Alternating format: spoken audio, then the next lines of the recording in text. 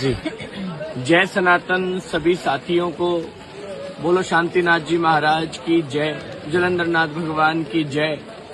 मैं वीरमदेव कानड़देव की धरती पर आज एक सत्याग्रह पर बैठा हूँ, एक आंदोलन करके बैठा हूँ, आमरण अनशन करके बैठा हूँ। अन्न जल ग्रहण नहीं करूंगा जब तक हम सारे पश्चिमी राजस्थान ही नहीं पूरे भारत के हिंदुओं को बायोसा माताजी मंदिर जाकर के दर्शन करने की स्वीकृति नहीं मिलेगी। दूसरा, कल सुबह ठीक 5 मतलब आज ही सुबह ठीक 5 बजे, अभी ये वीडियो आपको मिलेगा सुबह 5 बजे तक सभी लोग देख लेंगे।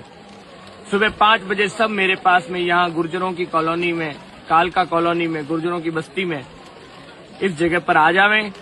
सभी सनातनी आप और हम सब मिलकर के कल यहीं से बायोसा माताजी मंदिर दर्शन करने के लिए निकलेंगे।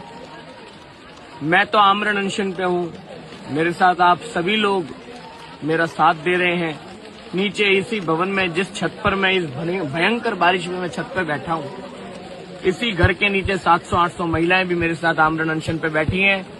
सैकड़ों युवा और सैकड़ों भाई सब मेरे साथ आमरण अनशन पर बैठे हैं।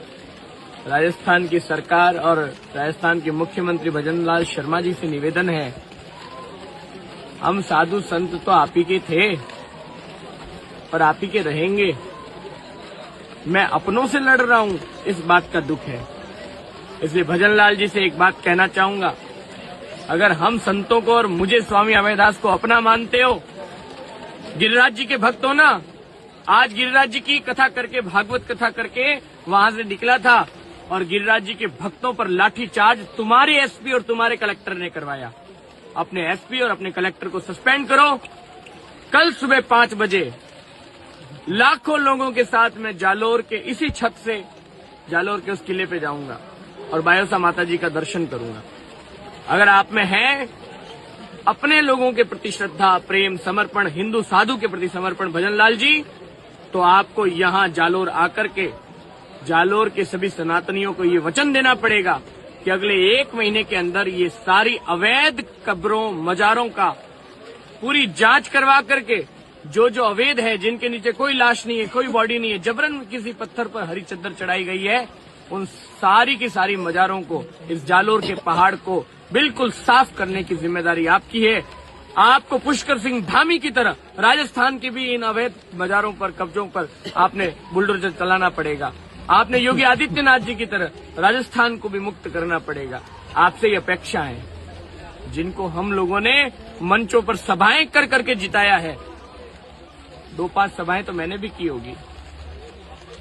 आज मुझे दुख हो रहा है कि जिनके लिए सभाएं की, वो अपने एसपी और कलेक्टर को आदेश देते हैं। भजनलाल जी, आपने एसपी और कलेक्टर को आदेश दे दिया कि जाओ महाराज को कूटो। आज आप अपने साधु को पिटवा रहे। आपसे ये अपेक्षा नहीं थी, फिर भी आप मेरे अपने हैं। आपसे ये भावुक संदेश दे रहा हूं मैं भजनलाल जी कि एक 29 साल के युवा साधु को पिटवाने से बात नहीं बनेगी। पूरे जालोर ही नहीं, पूरे भारत के सनातनी जालोर में एकत्रित होंगे।